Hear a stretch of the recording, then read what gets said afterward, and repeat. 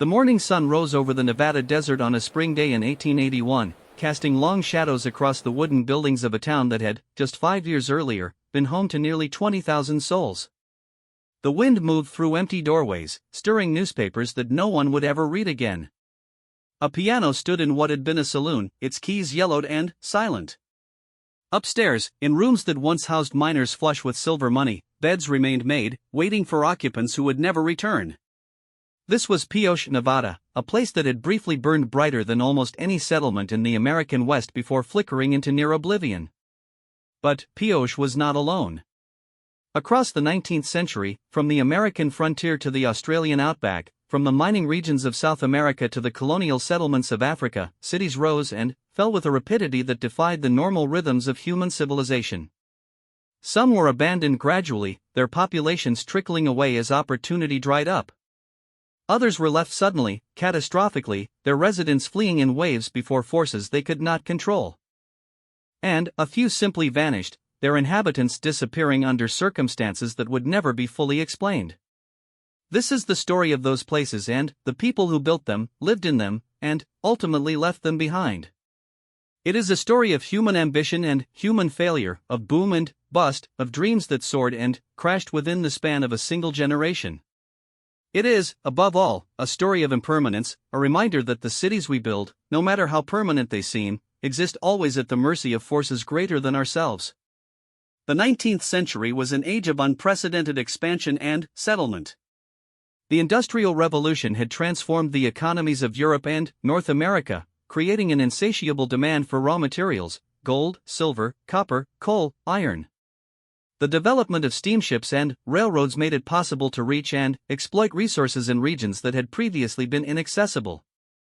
And the explosive growth of capitalism meant that fortunes could be made, seemingly overnight, by anyone willing to take the risk. This combination of factors created the perfect conditions for the phenomenon of the boom town. In California, in Nevada, in Colorado, in Alaska, in Australia, in South Africa, in Chile, in dozens of other places around the world, cities sprang up almost overnight wherever valuable minerals were discovered. Men arrived by the thousands, then the tens of thousands, bringing with them all the apparatus of civilization: stores, banks, churches, theaters, newspapers, schools. Within months, settlements that had not existed would become among the largest cities in their regions. And then, just as quickly, they would empty out, leaving behind ghost towns that stood as monuments to the transience of human endeavor. The story of Bodie, California, illustrates this cycle with particular clarity. In 1859, a prospector named William S. Bodie discovered gold in the hills east of the Sierra Nevada. Bodie himself did not live to profit from his discovery. He died in a blizzard later that year while making a supply run. But the site that bore his name, with the spelling altered by an error on a sign painter's part, would become one of the most notorious and short-lived cities in American history. For the first 2 decades after Bodie's discovery, the site remained a minor mining camp, never housing more than a few dozen prospectors at any given time. The gold deposits, while real, proved difficult to extract profitably with the technology then available. But, in 1876, a cave-in at the Standard Mine exposed a rich vein of gold-bearing ore. Word spread quickly. By 1879, Bodie had grown to a population of somewhere between 7,000 and 10,000 people, making it the second or third largest city in California. The Bodie that emerged in those boom years was a place of extremes. The town sat at an elevation of over 8,000 feet, exposed to brutal winters and baking summers. Temperatures could drop to 30 below zero in January and climb past 100 degrees in July. The landscape was desolate, no trees grew within miles of the town, and residents had to import all their lumber and firewood. Water was scarce and often contaminated. The wind blew constantly, filling the air with dust in summer and snow in winter. But none of this deterred the fortune seekers who flooded into Bodie in the late 1870s. By 1880, the town boasted 2 banks, 3 newspapers, several churches, a brass band, a railroad, 65 saloons, and an extensive red light district on the north side of town. The main street stretched for nearly a mile, lined with wooden buildings that housed every conceivable business. There was a Chinatown, home to several hundred Chinese immigrants who ran laundries, restaurants, and opium dens. There were Mexicans, Cornish miners, Irish laborers, and speculators from back east. The population was overwhelmingly male and overwhelmingly young. Married women and children were rare exceptions in a sea of single men looking to strike it rich. The violence in Bodie became legendary. The town averaged a killing per day during its peak years. Many of these were the result of disputes over mining claims or gambling debts, but just as many seemed to arise spontaneously, fueled by whiskey and the hair-trigger tempers of men living on the edge. A Reverend F.M. Warrington, who visited the town in 1881, declared it a sea of sin, lashed by the tempests of lust and passion. A popular story, likely apocryphal but indicative of the town's reputation, held that a young girl, upon learning that her family was moving to Bodie, wrote in her diary, "Goodbye God, I'm going to Bodie." The boom lasted barely 4 years. By 1882, the richest ore deposits had been exhausted, and the price of gold had fallen. The population began to drain away, slowly at first, then, in a rush. By 1885, fewer than 2,000 people remained. By 1890, the number had fallen to 500. The newspapers closed, then, the banks, then, most of the businesses. The Standard Mine continued to operate intermittently, keeping the town barely alive, but the Great Rush was over. What remains of Bodie today is one of the best preserved ghost towns in America, a status it achieved through a combination of neglect and fortunate circumstances. The town's remoteness and harsh climate discouraged both visitors and vandals. In 1962, California designated Bodie a state historic park, and the state adopted a policy of arrested decay, maintaining the remaining structures in their current state without restoring them. Walking through Bodie today is like stepping back in time. The buildings still stand, weathered but intact. Inside, the original furnishings remain: dishes on tables, bottles on shelves, machinery in the mills. It is a monument to the impermanence of human endeavor, a reminder that the cities we build can vanish as quickly as they arise. But Bodie, for all its drama, was far from unique. Across the American West, hundreds of similar towns rose and fell during the same period. Some, like Virginia City, Nevada, managed to survive in diminished form. Others vanished so completely that only the most dedicated historians can locate their former sites. Cahaba, Alabama, presents a different sort of abandoned city entirely. Unlike the mining towns of the West, Cahaba was not built on the promise of mineral wealth. It was the capital of Alabama, a seat of government and commerce, a place of permanence and stability. Or so it seemed. The town was founded in 1819, the same year Alabama achieved statehood. It was located at the confluence of the Alabama and Cahaba rivers, a position that seemed ideal for commerce. The state legislature met there, and the town quickly developed all the institutions expected of a capital city: a state bank, a federal land office, hotels, churches, and elegant private homes. By 1820, Cahaba had become a thriving community of several thousand residents. But the site had a fatal flaw: it flooded. The rivers that made Cahaba attractive for commerce also made it vulnerable to inundation. In 1825, a particularly severe flood convinced the legislature to move the capital to Tuscaloosa. Cahaba survived the loss of its political status, but the floods continued. Each spring brought the same devastation: homes destroyed, businesses ruined, residents displaced. Despite these challenges, Cahaba persisted and even prospered for several more decades. The town became an important center for cotton shipping. Wealthy planters built elaborate homes along its streets.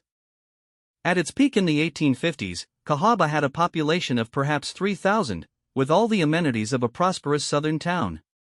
The Civil War dealt Cahaba a blow from which it would never recover. The town served as a site for a Confederate prison camp, Castle Morgan, where thousands of Union soldiers were held in appalling conditions. When the war ended, Cahaba found itself on the wrong side of history. Many of its leading citizens had been Confederate supporters, several faced legal consequences during Reconstruction. The cotton economy that had sustained the town collapsed with the end of slavery. Then came the floods of 1865 and 1866, the worst in memory. The town was devastated. Many residents, already impoverished by the war, simply gave up and left. The county seat was moved to Selma in 1866. By 1870, Cahaba was effectively abandoned. The buildings were dismantled and the materials carted away to be reused elsewhere. Within a few years, the jungle had reclaimed the site. Today, almost nothing remains of what was once the capital of Alabama. Archaeological excavations have revealed some foundations and artifacts, and a few columns and cemetery plots survive, but the town itself has vanished as completely as if it had never existed. The abandonment of Cahaba was gradual, the result of natural disasters and economic shifts playing out over decades. But other 19th century cities met more sudden and mysterious ends. Consider the case of Krakow, a hill town in the Basilicata region of southern Italy. The settlement dated back to the 8th century, and, by the 19th century, it was home to approximately 2,000 people. The residents made their living from agriculture, growing olives and wheat on the surrounding hillsides. The town had survived earthquakes, invasions, and centuries of political upheaval. It seemed as permanent as the rock on which it was built. But that rock proved treacherous. Krakow was constructed on a foundation of clay and sandstone, materials that were stable enough under normal conditions but catastrophically prone to failure when saturated with water. In the 19th century, a series of landslides began to undermine the town. The first major collapse occurred in 1892, destroying several buildings and killing a number of residents. The town rebuilt and carried on. But the landslides continued, each one taking more of the town with it. By the 1960s, the situation had become untenable. In 1963, the remaining residents were evacuated to a new settlement in the valley below. Krakow was abandoned, left to crumble slowly into the hillside that was consuming it. Today, Krakow is one of the most haunting abandoned cities in Europe. The medieval buildings still stand, empty and decaying, their windows like hollow eyes staring out over the landscape. The streets are silent, overgrown with weeds. The church bell tower rises above it all, a landmark visible for miles around. Filmmakers have been drawn to the site's eerie atmosphere. Scenes from movies including The Passion of the Christ and several Italian productions have been filmed there. But the abandonment of Krakow was not a 19th century event, it merely began in that century. For a truly mysterious vanishing from the 1800s, one must look to Anjikuni Lake in Canada's Nunavut territory, where an entire Inuit village reportedly disappeared under circumstances that have never been satisfactorily explained. The story of Anjikuni Lake has passed into legend, though the facts remain frustratingly unclear. According to accounts that emerged in the 1930s, a trapper named Joe LaBelle claimed to have stumbled upon the village in November 1930 and found it completely deserted. The inhabitants, estimated at around 30 people, had vanished. Their kayaks were still on the beach. Food was left cooking over fires that had burned down to embers. Dogs had been left tied up and had starved to death. It was as if the entire population had simply evaporated. The Royal Canadian Mounted Police investigated and reportedly found no trace of the missing villagers. Various explanations were proposed. The people had been forced to relocate due to failing caribou herds, they had been victims of an epidemic, they had simply moved to another camp. But none of these explanations accounted for the abandoned dogs, the food left cooking, the complete absence of any preparation for departure. Later research has cast doubt on the more sensational elements of the Anjikuni Lake story. The RCMP has stated that it has no record of the investigation described in LaBelle's account. Some researchers have suggested that LaBelle fabricated or exaggerated the story to sell to newspapers. Others have proposed that there was a kernel of truth to the account, but that it has been embellished beyond recognition over the years. Regardless of the truth behind the specific story, the phenomenon of sudden village abandonment was not unknown among the Inuit and other northern peoples during the 19th century. The harsh conditions of the Arctic meant that communities lived always on the edge of survival. A failed hunt, an epidemic, a particularly brutal winter could force a village to relocate or could decimate its population. In some cases, groups did disappear, their fate unknown to outsiders who might have stumbled upon their abandoned settlements months or years later. The abandonment of Kalmanskap in what is now Namibia offers yet another variation on the theme of the vanished city. Unlike the mining towns of the American West, which were abandoned when they were played out, or Cahaba, which was driven away by floods, Kalmanskap was swallowed by the very desert from which it had extracted its wealth. The story begins in 1908, when a railway worker named Zacharias Luala found a strange stone while shoveling sand near the small settlement of Kalmanskap, in the German colony of southwest Africa. Luala showed the stone to his supervisor, a German named August Stoch. Stoch recognized it immediately as a diamond. The discovery sparked a diamond rush that transformed the barren stretch of Namib Desert into one of the most lucrative mining operations on Earth. German colonists flooded into the area, establishing Kalmanskap as the center of their operations. Within just a few years, the settlement had grown into a prosperous town with all the amenities of a European city: a casino, a ballroom, a theater, a hospital with the first X-ray machine in the southern hemisphere, a school, a gymnasium, even a bowling alley. The residents built grand houses in the German colonial style, with gardens and ice factories and every comfort money could buy. The diamonds were extraordinarily abundant and extraordinarily easy to extract. In the early years, workers could simply crawl across the desert at night with lanterns and pick up diamonds that lay scattered on the surface, glittering in the lamplight. The De Beers Company, which controlled the mining operations, became fabulously wealthy. The residents of Kalmanskap lived like kings in the middle of one of the harshest environments on Earth. But the easy diamonds could not last forever. By the 1920s, the surface deposits had been largely exhausted. More diamonds remained underground, but extracting them was increasingly difficult and expensive. Then, in 1928, geologists discovered an even richer diamond field 200 miles to the south, near the mouth of the Orange River. The miners and their families began to drift away, drawn by the promise of easier pickings in the new fields. The abandonment of Kalmanskap was gradual but inexorable. By the 1940s, the population had dwindled to a handful of diehards. The last residents left in 1956. The desert, which the German colonists had held at bay with such effort, began immediately to reclaim the town. Sand drifted through open doors and broken windows, piling up in dunes that eventually reached the ceilings of some buildings. The wooden structures rotted in the dry heat. The gardens withered and died. Today, Kalmanskap is one of the most photographed ghost towns in the world. The sand has filled many of the buildings to waist height or higher, creating surreal tableaus: a bathtub buried in a dune, a chandelier hanging above a sea of sand, doorways leading into rooms filled with nothing but golden grit.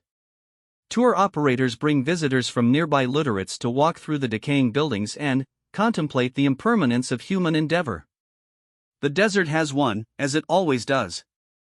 The 19th century also saw the abandonment of cities for reasons that had nothing to do with natural resources or natural disasters. Political upheaval, war, and deliberate destruction all played their parts. Old Dongola, in what is now Sudan, had been a center of Christian civilization in Africa for over 1,000 years when it finally succumbed in the 19th century. Founded around 500 AD, Dongola served as the capital of the Nubian Christian kingdom of Makoria. At its height, the city boasted numerous churches, monasteries, and palaces. Its people practiced a form of Christianity that blended Egyptian, Byzantine, and indigenous African traditions.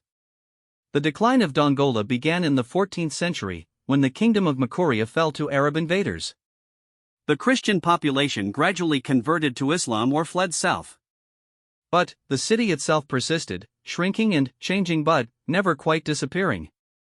A diminished population continued to inhabit the site through the Ottoman period and into the 19th century. The final abandonment came in the 1820s, during the Egyptian conquest of Sudan under Muhammad Ali. The new rulers had no use for the ancient capital and moved the administrative center elsewhere. The remaining inhabitants drifted away. The churches and palaces, many of which had already stood in ruins for centuries, crumbled further. Sand and wind-blown debris buried the remains.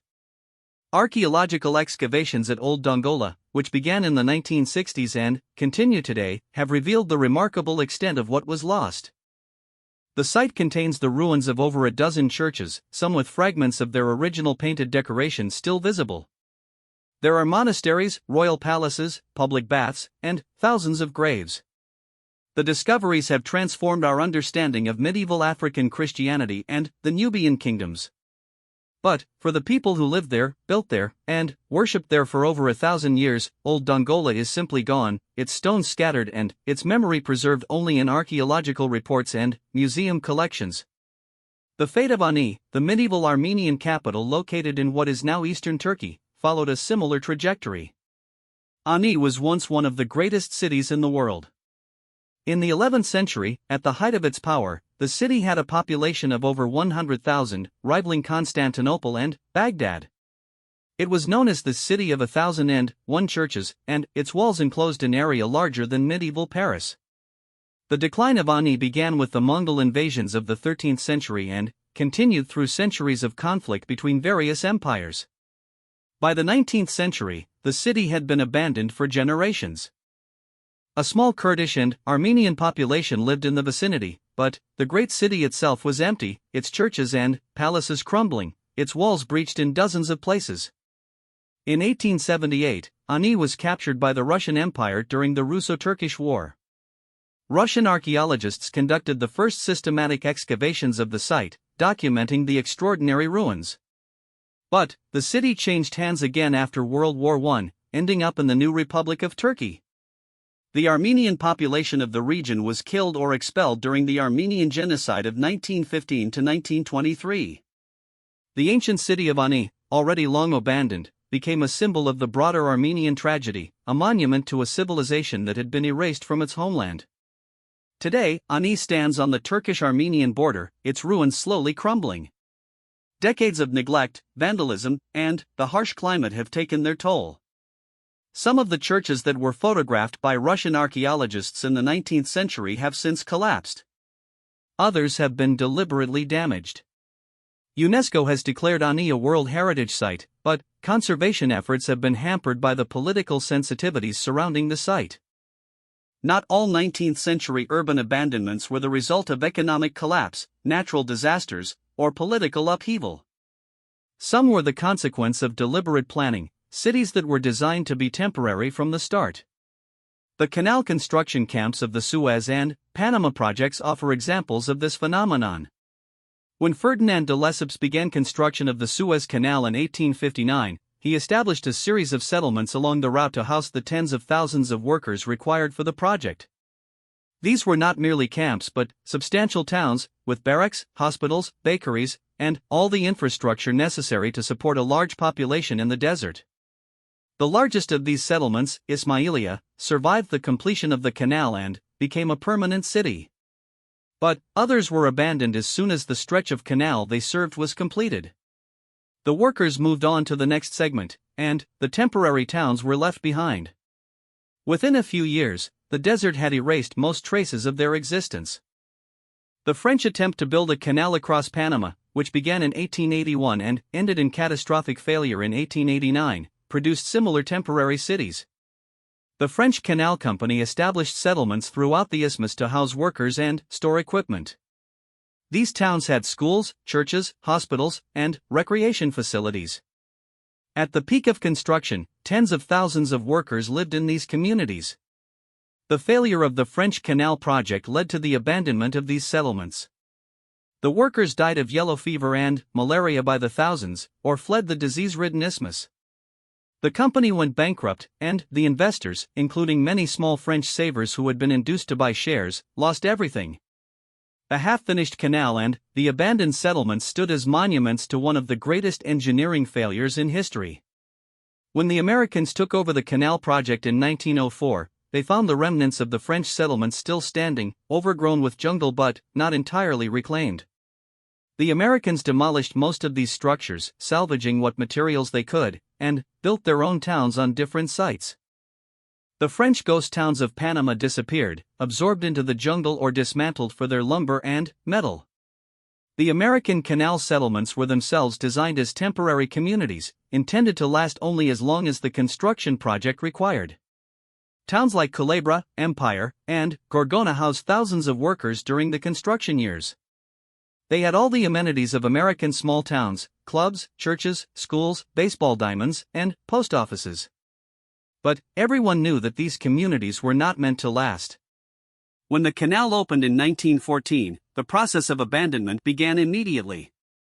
Workers who had completed their contracts returned to the United States.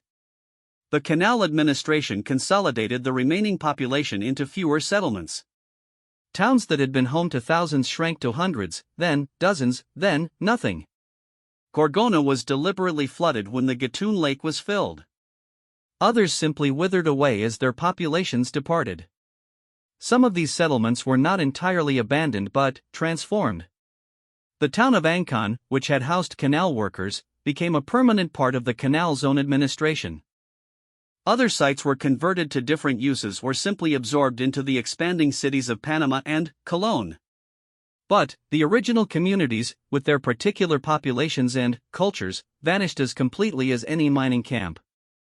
The 19th century also saw the abandonment of cities in Asia, as ancient patterns of settlement and power shifted under the pressures of colonialism and modernization. Fatehpur Sikri, in India, had been abandoned for centuries by the time the 19th century began, but it was during this period that Europeans first documented its remarkable ruins and puzzled over the mystery of its desertion. The city was built by the Mughal Emperor Akbar in the 1570s as his new capital. Akbar spared no expense in constructing Fatehpur Sikri, engaging the finest architects and craftsmen to create a complex of palaces, mosques, and public buildings of extraordinary beauty. But the city was occupied for barely 14 years. By 1585, Akbar had abandoned Fatehpur Sikri and moved his capital to Lahore. The reasons for this sudden desertion remain debated. The traditional explanation holds that the city's water supply proved inadequate, forcing Akbar to relocate. Other historians have suggested that strategic considerations, rather than practical ones, motivated the move. Whatever the cause, Fatehpur Sikri was left empty, preserved by its dry climate but never reoccupied. British travelers and administrators who visited Fatehpur Sikri in the 19th century were astonished by what they found: a complete city, largely intact, frozen in the 16th century. The palace complex still stood, its red sandstone facades largely undamaged by weather or vandalism. The Great Mosque remained one of the largest in India. The intricate carved screens and decorative elements that adorned the buildings were still visible in remarkable detail. It was as if the inhabitants had simply walked away one day and never returned. 19th century photographs and drawings of Fatehpur Sikri document the site's condition before the restoration efforts of the 20th century. These images show buildings that were weathered but substantially complete, their original function still readable in their architecture. They also show the beginnings of the decay that would accelerate without intervention: fallen masonry, overgrown courtyards, broken screens. Today, Fatehpur Sikri is a UNESCO World Heritage Site and a popular tourist destination. But, for centuries, it stood empty, a ghost city in the heart of one of the world's most densely populated regions, a reminder of the transience of even imperial power. The 19th century saw the abandonment of other Asian cities as well, often under more violent circumstances. The Taiping Rebellion in China, which raged from 1850 to 1864, led to the destruction and depopulation of numerous cities in southern China. The ancient city of Nanjing, which served as the Taiping capital, was devastated when Qing forces recaptured it in 1864. The Qing army massacred much of the population and destroyed large portions of the city. Areas that had been densely inhabited were reduced to rubble and remained empty for years afterward. The scale of destruction and displacement during the Taiping Rebellion was almost incomprehensible. Estimates of the death toll range from 20 to 30 million people, making it one of the deadliest conflicts in human history. Entire regions of China were depopulated. Cities that had thrived for centuries were burned to the ground. The survivors fled, creating waves of refugees that destabilized neighboring areas. Recovery took decades, and some places never fully recovered. In Japan, the Meiji Restoration of 1868 and the subsequent modernization efforts led to the deliberate abandonment of traditional settlements and the creation of new ones. The old castle towns that had served as regional centers under the Tokugawa shogunate lost their political and military functions. Many of them declined rapidly as population and commerce shifted to new centers along railroad lines and at modern ports. The island of Hashima, off the coast of Nagasaki, presents a 20th century conclusion to a 19th century story. Coal was discovered on the island in 1810, and mining operations began in earnest in 1890 when Mitsubishi acquired the site. Over the following decades, Hashima was transformed from a bare rock into one of the most densely populated places on Earth. Concrete apartment blocks rose to accommodate the thousands of workers who extracted coal from undersea mines. The island, known as Gunkanjima or Battleship Island for its distinctive silhouette, became a self-contained city with schools, shops, temples, and all the facilities of urban life. But the story of Hashima belongs more properly to the 20th century. Its peak years came in the 1950s, when over 5,000 people lived on the tiny island. Its abandonment in 1974, when the coal mines closed, left behind one of the most haunting ghost cities in the world. Today, the concrete structures stand empty and decaying, monuments to an industrial age that has passed. The pattern of boom and bust that characterized the mining towns of the American West repeated itself in other parts of the world during the 19th century. The Australian gold rush, which began in 1851, created its own generation of boomtowns, many of which followed the same trajectory as their American counterparts. Valhalla, in the mountains of Victoria, was one of the most prosperous gold mining towns in Australia during the late 19th century. At its peak in the 1880s, the town had a population of several thousand, supported by rich gold deposits in the surrounding hills. Valhalla was an unlikely site for a city. The valley was so narrow that houses had to be built on stilts over the creek, and the main street barely had room for 2 wagons to pass. The gold lasted longer in Valhalla than in many similar towns. Mining continued into the 20th century, though on a declining scale. But, by the 1920s, the deposits were largely exhausted, and the population had dwindled to a handful. The wooden buildings, constructed hastily during the boom years, began to decay. Fires destroyed some structures, others simply collapsed from neglect. Today, Valhalla survives as a small tourist destination, with a permanent population of about 20 people. Many of the original buildings have been restored or reconstructed, giving visitors a sense of what the town looked like during its heyday. But the glory days are long gone. The narrow valley that once rang with the sounds of mining machinery and the voices of thousands is quiet now, populated only by tourists and the ghosts of those who came seeking fortune and found only the harsh truth of the boom and bust cycle. The diamond fields of South Africa produced their own abandoned settlements during the 19th century. Before the consolidation of the diamond industry under De Beers, the fields around Kimberley were dotted with independent digging operations and the settlements that served them. Towns sprang up wherever promising deposits were found, flourished briefly while the diamonds lasted, and then were abandoned when the deposits played out or when larger companies bought out the individual claim holders. Old De Beers, the original De Beers mine that gave the company its name, was located on a farm belonging to brothers Johannes and Diedrich De Beer. The De Beer brothers had no interest in diamonds and sold their farm for a modest sum in 1871, just as the diamond rush was beginning. The settlement that grew up around the mine bore the name Old De Beers and housed thousands of workers and fortune seekers. But the site was absorbed into larger operations as the industry consolidated. The original settlement disappeared, its structures demolished or buried as the mine itself expanded into one of the largest man-made holes on Earth. The 19th century was also a period of urban abandonment in South America, where changing economic patterns and political instability led to the decline of once thriving cities. Humberstone, in the Atacama Desert of northern Chile, represents one of the most complete examples of an abandoned 19th century industrial city. The site was originally developed in the 1870s to extract sodium nitrate, or saltpeter, from the desert floor. Sodium nitrate was essential for both fertilizers and explosives, and, for several decades, Chile held a virtual monopoly on the global supply. The saltpeter towns of the Atacama, of which Humberstone was among the largest, were complete industrial communities. Workers and their families lived in company housing, bought their goods at company stores, and spent their leisure time at company-provided facilities. Humberstone had a theater, a swimming pool, and a hotel.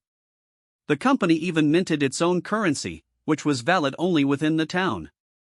The decline of the Chilean saltpeter industry began in the early 20th century, when German chemists developed a method for synthesizing ammonia, which could be used to produce nitrates artificially. The natural saltpeter deposits of Chile became increasingly uneconomical to exploit. One by one, the saltpeter towns of the Atacama closed down. Humberstone ceased operations in 1961. Unlike many abandoned cities, Humberstone was not demolished or stripped of its materials. The desert climate preserved the structures remarkably well. Today, the town stands almost exactly as it did when the last workers departed. The theater still has its seats. The swimming pool still has its diving board. The houses still have their furniture. UNESCO has designated Humberstone and the nearby town of Santa Laura as World Heritage Sites, recognizing them as uniquely preserved examples of the 19th century industrial economy. The silver mining regions of Bolivia also saw the rise and fall of boomtowns during the 19th century. Potosi, which had been one of the largest cities in the Americas during the colonial period, continued to decline as its silver deposits were exhausted. Smaller mining settlements in the surrounding region rose and fell with the discovery and exhaustion of ore bodies. The town of Pulacao, located at an altitude of over 14,000 feet in the Bolivian Andes, was one of the most significant silver mining centers of the late 19th century. The mine there, operated by the Huanchaca Company, was among the most productive in the world.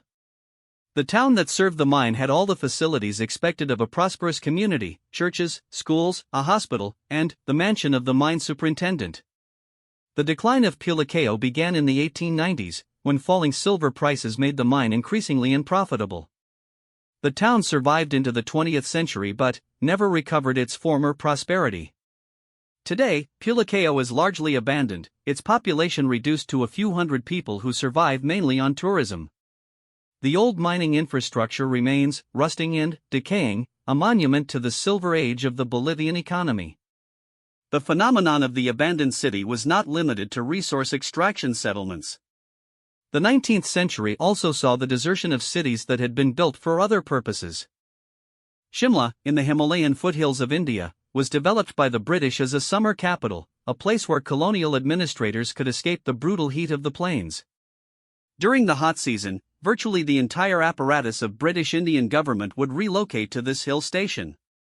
But Shimla itself was built on top of and around Indian villages that had existed before the British arrived. As the colonial settlement expanded, the original inhabitants were pushed to the margins, their homes demolished or incorporated into the new construction. The original Indian villages of the Shimla region did not disappear entirely, but they were transformed beyond recognition. What had been agricultural communities became service populations for the colonial elite. The traditional patterns of life were disrupted, and, when Indian independence came in 1947, the British departed, leaving behind a hybrid city that belonged fully to neither culture. The story of Shimla is not precisely one of abandonment but of transformation, of old settlements being overlaid and obscured by new ones. Similar processes occurred throughout the colonial world during the 19th century, as European powers reshaped the landscapes they controlled to suit their own purposes. As the 19th century drew to a close, the pace of urban abandonment, if anything, accelerated. The Industrial Revolution had created unprecedented mobility, both of people and of capital. A town that had taken generations to build could be abandoned in a matter of years if economic conditions changed. And they changed constantly. The railroad, which had made possible the opening of so many frontier regions, could also doom the towns it bypassed. In the American West, the routing of railroad lines determined which towns would thrive and which would wither. A town fortunate enough to be selected as a railroad depot would prosper. A town that the railroad passed by would decline, its businesses and residents relocating to the favored location. The town of Caribou, Colorado, illustrates this dynamic. Founded in 1869 following the discovery of silver, Caribou quickly grew to a population of several thousand. The town had all the usual amenities of a mining community, plus one unusual distinction: it was home to the first mine in Colorado to use electricity, powered by a generator installed in 1870. For a brief moment, Caribou seemed poised to become a major city. But the railroad never came to Caribou. The Denver and Boulder Valley Railroad, which might have connected the town to the broader network of commerce, was built to serve other communities instead. Without rail access, Caribou could not compete. The cost of transporting ore and supplies by wagon made the mines increasingly unprofitable. The population began to drift away in the mid-1870s. A devastating fire in 1879 destroyed much of the town, and, though some rebuilding occurred, the decline continued. By 1890, Caribou was essentially abandoned. Today, almost nothing remains of Caribou. The wooden buildings burned or rotted away.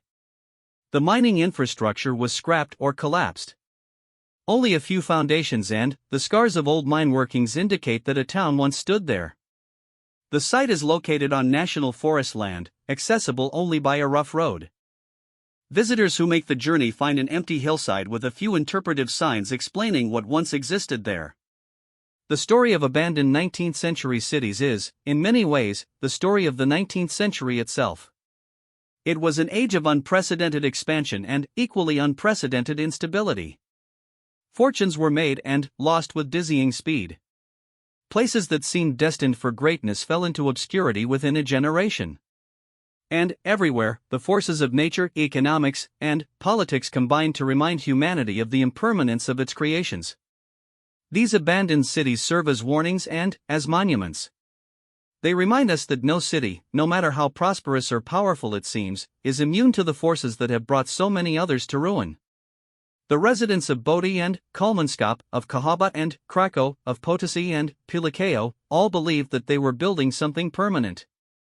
They invested their labor, their savings, and their dreams in communities that they expected would endure for generations.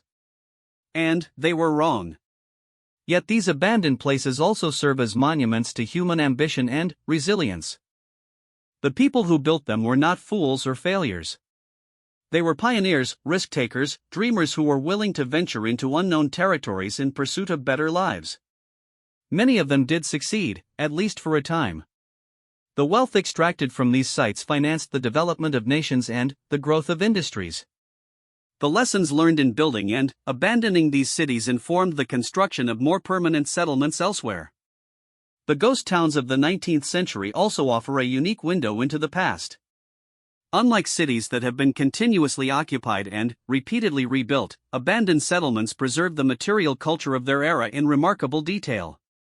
The artifacts found in these places, from mining equipment to household goods, from architectural elements to personal belongings, provide historians and archaeologists with invaluable evidence about how people lived, worked, and died in a vanished age. Walking through an abandoned 19th century city is an experience unlike any other. The silence is overwhelming, broken only by wind and birdsong. The emptiness is complete, there is no one to observe, no one to interact with, no one to explain what happened. The visitor is left alone with the ruins, free to imagine the lives that once filled these empty spaces. In Bodi, you can peer through the windows of the abandoned schoolhouse and see the desks still in rows, waiting for students who will never return. In Kalmanskap, you can climb the sand dunes that have swallowed the hospital and the theater, marveling at the surreal juxtaposition of European architecture and African desert. In Krakow, you can walk the narrow streets where medieval Italians once haggled and gossiped, now silent except for the wind. Each of these places has its own atmosphere, its own story, its own particular brand of melancholy beauty. The abandoned cities of the 19th century continue to exert a powerful fascination in the 21st century. Ghost town tourism has become a significant industry in many parts of the world. Books, documentaries, and websites devoted to these places proliferate. Artists and photographers are drawn to the aesthetic possibilities of ruin and decay. There is something irresistible about the spectacle of human habitation giving way to nature, something that speaks to our deepest fears and fascinations. Perhaps what draws us to these places is the recognition that the same fate could, theoretically, befall the cities we inhabit today.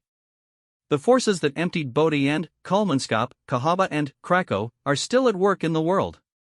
Resources are exhausted, economies shift, climates change, political upheavals scatter populations. The cities we take for granted, with their millions of inhabitants and their towers of glass and steel, are no more permanent than the wooden shacks of a Nevada mining camp.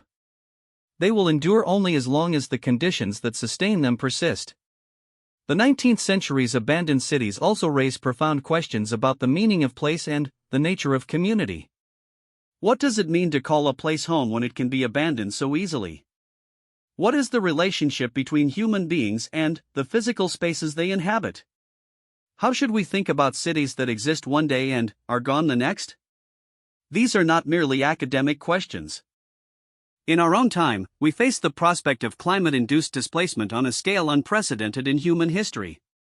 Rising sea levels threaten to inundate coastal cities. Desertification advances across previously productive land. Extreme weather events become more frequent and more severe.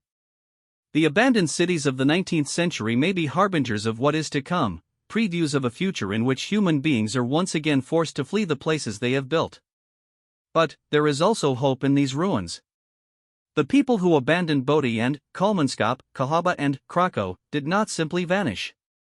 They moved on. They found new homes, built new communities, continued their lives elsewhere. The human capacity for adaptation and survival is remarkable. We have proven, throughout our history, capable of starting over again and, again, rebuilding after disaster, creating new settlements in new places. The abandoned cities of the 19th century remind us of this capacity even as they warn us of its costs. They stand as monuments to both human ambition and human impermanence, testaments to what we can build and what we can lose. They are places of beauty and sadness, of history and mystery, of warning and wonder. As the sun sets over Bodø on a winter evening, the light turns golden, then orange, then red. The empty buildings cast long shadows across the desert. The wind picks up, rattling loose shutters and whistling through broken windows. Somewhere, a coyote begins to howl. And the town that once held 20,000 dreams settles into another night of silence, waiting for visitors who may come tomorrow or may never come at all. The mystery of the 19th century's abandoned cities is not really a mystery at all. We know, in most cases, why these places were abandoned. Economic collapse, natural disaster, political upheaval, resource exhaustion, the forces that have shaped human settlements since the beginning of civilization continued to operate in the 19th century as they always have. What is mysterious, perhaps, is the speed and completeness with which these abandonments occurred, the way that places which seemed so permanent could vanish so quickly. But that mystery is really just the mystery of history itself, the mystery of time and change and impermanence. Nothing built by human hands lasts forever. Every city, no matter how great, will eventually fall. The 19th century's abandoned cities simply remind us of this truth more vividly than most. And so they stand, these ghost towns and ruined settlements, scattered across the world like markers on a map of human ambition and human failure. They invite us to reflect on what we build and why, on what we value and what we leave behind. They challenge us to think about the future of our own cities, our own communities, our own ways of life. And they offer, for those who make the journey to visit them, an experience of the past that is available nowhere else, an encounter with history that is unmediated by restoration or interpretation, raw and real and haunting. The abandoned cities of the 19th century are vanishing still. Time and weather continue to erode their structures. Vandals and scavengers remove what is valuable. Nature reclaims what was taken from it. A century from now, many of these places will be even more ruined than they are today, their stories even harder to reconstruct. But, for now, they remain, these windows into a vanished world. They wait in their silence, preserving their secrets, offering their lessons to any who will listen. They are the ghost cities of the 19th century, and their memory haunts us still.